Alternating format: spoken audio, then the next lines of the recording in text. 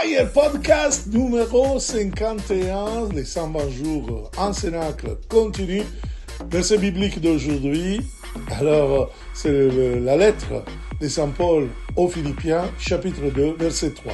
Nous ne faisons rien par esprit de parti ou pour vaine gloire, mais chacun qu'il considère humblement les autres comme supérieurs à lui-même. C'est une parole très forte qui nous invite à un service humble, désintéressé envers les autres.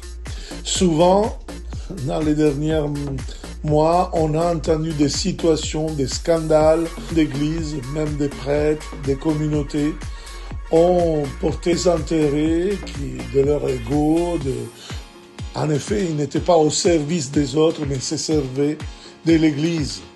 Comment alors nous pouvons servir les autres avec humilité et joie si nous ne sommes pas motivés, si nous avons simplement nos intérêts et notre vanité? Pouvons-nous être des vrais chrétiens si notre attention est dirigée uniquement sur nous-mêmes et nos besoins? Moi, je crois non. La vérité est que le service chrétien exige humilité et générosité.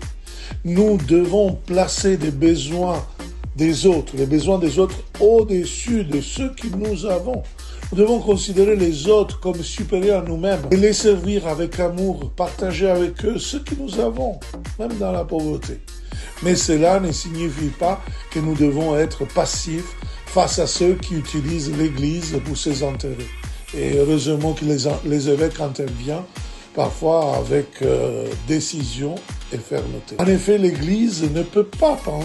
hommes d'Église ne peuvent pas penser à soi, ne peuvent pas penser à leur ego. C'est pourquoi je vous invite vraiment aujourd'hui à ne pas vous scandaliser si vous entendez des nouvelles un peu tristes de tel prédicateur ou tel autre, mais plutôt de servir les autres avec humilité et joie.